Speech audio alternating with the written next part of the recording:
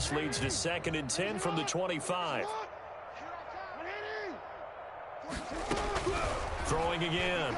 Jackson hit, and he lost the football. Second time in this game, Charles, the ball has squirted out from his hands. Luckily, his teammate was there to pounce on it. You're right. Got the lucky bounce, able to retain possession. You know, we often talk about the combine and why do we measure quarterbacks' hands. Is that really a big deal? It's for situations like this. Do you have the hands big enough and strong enough to hold on to the football while being jostled? Ball had his hands on it, couldn't bring it in. Pretty symptomatic of how this game's been going. Well, it just seems like all game long there hasn't been a lot of sync quarterback to wide receiver on this side of the football. They haven't been on the same page, quarterback and receivers. Heck, they haven't been on the same grease board when you draw plays up. They haven't been on the same surface tablet that you look at on the sidelines. Nothing's worked for them. They've got to find a way to start matching each other's movements.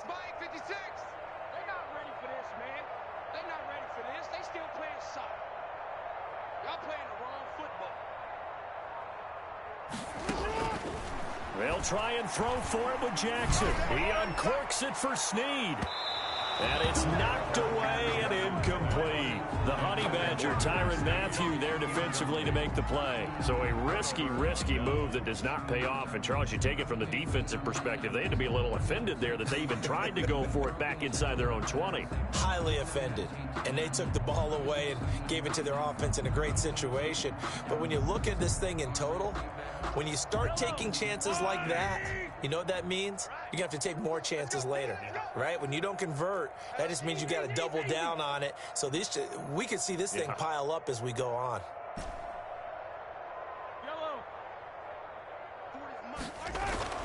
On first down, Mahomes eluding the pressure right. That is caught inside the 5. And the Chiefs are going to be looking at 1st and goal as they move this down to the 4-yard line. A solid pickup of 12 yards, and now they're knocking on the door.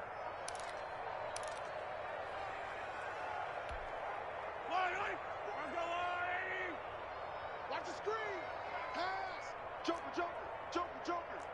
Jack. Slam. Hey, go.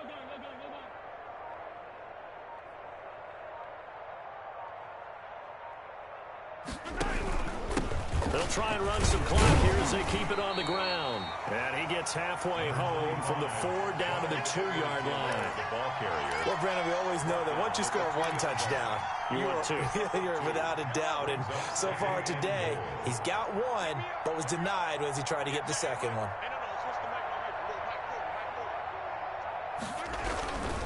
They'll try to run with Edwards-Helaire. And he will get into the end zone. It's another touchdown. This thing is ugly. Even though they've got this big advantage, Charles, they are not taking their foot off the gas pedal right now. Well, I think what we're seeing is the result of all their great preparation and great practice time during the week. And even though it seems like this is a great chance to pull people back and maybe, not try and score a few more times, they don't want to do that. I think they're enjoying what they're seeing, the collective effort, and they want to play it all the way out. Extra point right down the middle, and that will extend this big lead. Now after the touchdown, here's Butker on to kick it away. And this will not be returnable. It's out of the back of the end zone for a touchback. 25-yard line.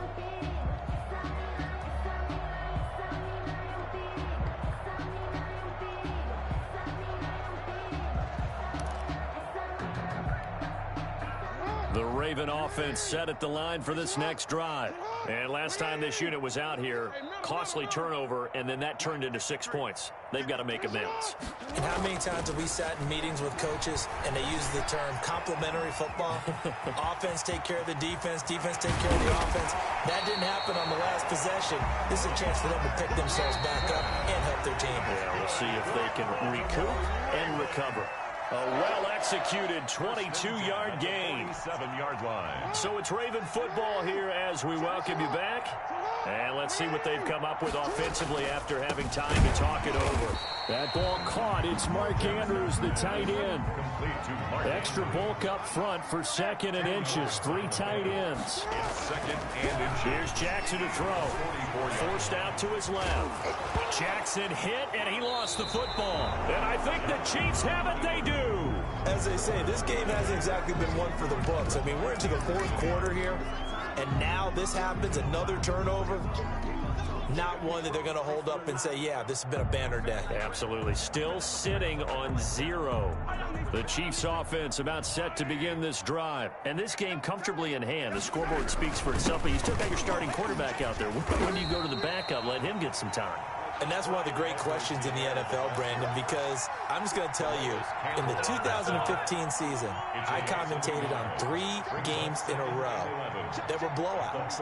And in none of them did the starting quarterback ever come out of the game for the team that had a big lead. And in each instance, I asked the coaches later on, why didn't you do that? And they all looked at me and said, just don't really do that in the NFL. You know, these guys play, and we just play them all the way through. Now, in certain situations, they will take them out, but for the most part, they're not as worried and concerned about getting them out of the game, and that's always puzzled me a little bit. An incomplete pass on that last play, and that means they'll need to come up with something here on 3rd down. And this is caught by Watkins. And he'll take this to the other side of midfield before going out of bounds. Mahomes on target to Watkins for a KC first down. First down, Chiefs.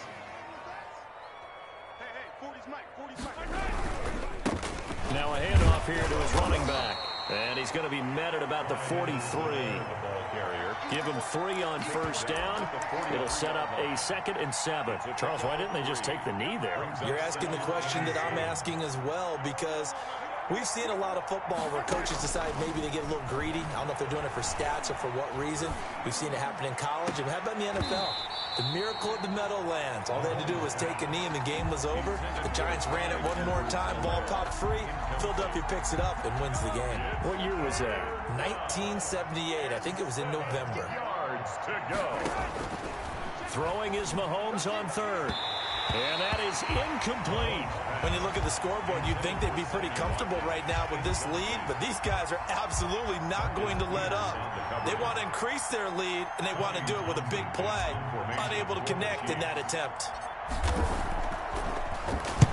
On is the punter Townsend as he gets this one away. It'll be 37 yards there on the punt, and the Ravens will get it. 1st and 10 from deep in their own territory. And for an offense that is struggling, this is not where you want to start from. Great punt. Fantastic punt. And for all those who wonder, what do punters do during the course of practice each and every day? The best ones do what we just saw there. Work on positioning the football and helping their team. And this will leave him a yard short. Nice pickup of 9 yards on first down. It's a gain of 9. Brings up 2nd and a yard at the 15-yard line. One last shot for Jackson. They go screen. This is Ingram. And they'll get him down here at the 23. Today's final score. So this one in the win column for Kansas City. And I tell you what, Charles, this might be about as good as it gets. They were incredible. Yeah, offense was in fine form. The defense threw the shutout at them. I think they worked in concert together.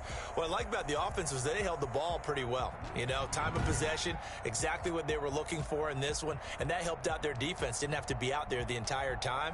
So when you do that and you're out there fresh playing, off a little extra spring in your step, and it showed up in this one. They had a ton of spring in their step. Impressive victory.